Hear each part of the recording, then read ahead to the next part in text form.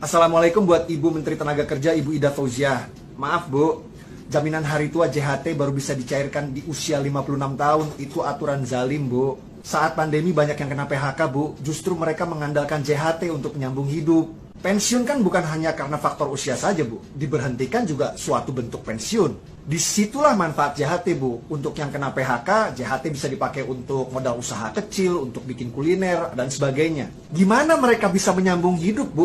Assalamualaikum buat Ibu Menteri Tenaga Kerja, Ibu Ida Fauziah. Maaf Bu, jaminan hari tua JHT baru bisa dicairkan di usia 56 tahun. Itu aturan zalim Bu. Saat pandemi banyak yang kena PHK Bu, justru mereka mengandalkan JHT untuk menyambung hidup.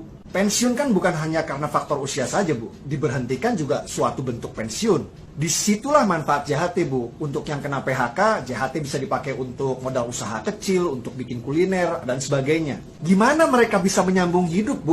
Penasaran nggak sih sama kemana larinya uang BPJS Ketenagakerjaan setelah muncul Permenaker nomor 2 tahun 2022, yang mana jaminan hari tua atau JHT baru bisa cair di usia 56 tahun. Ternyata dana program jaminan hari tua atau JHT ini dipakai pemerintah untuk surat utang negara atau SUN.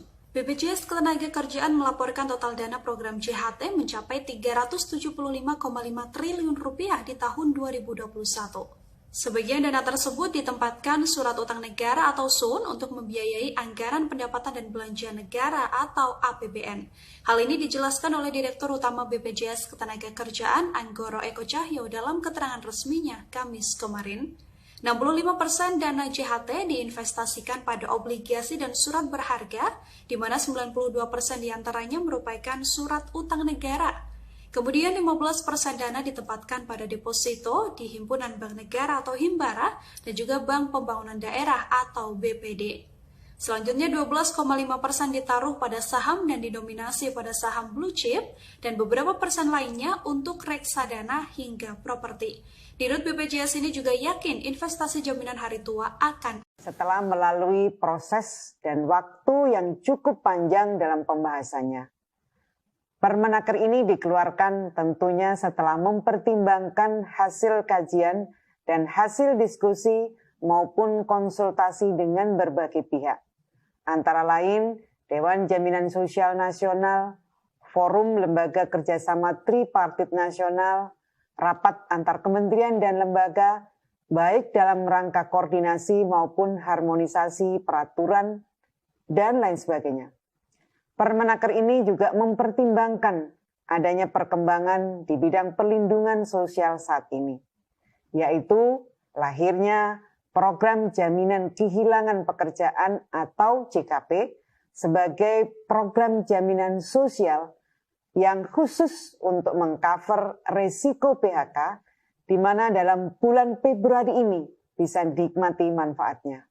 Rekan kami, Nadia Raisa, akan menjelaskannya lebih jauh dengan penjelasan infografis. Pemirsa, berikut kami akan mengulas kisruh jaminan hari tua atau JHT yang kini tengah menjadi polemik di masyarakat.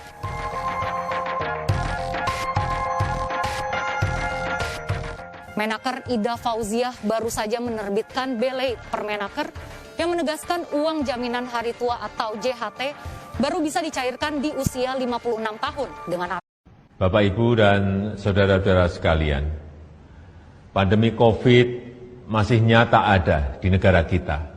Jangan merasa situasi sudah terkendali, jangan merasa sudah aman.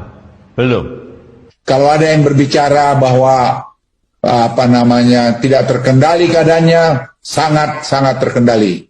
Jadi yang bicara tidak terkendali itu bisa datang ke saya, nanti saya tunjukin ke mukanya bahwa kita terkendali.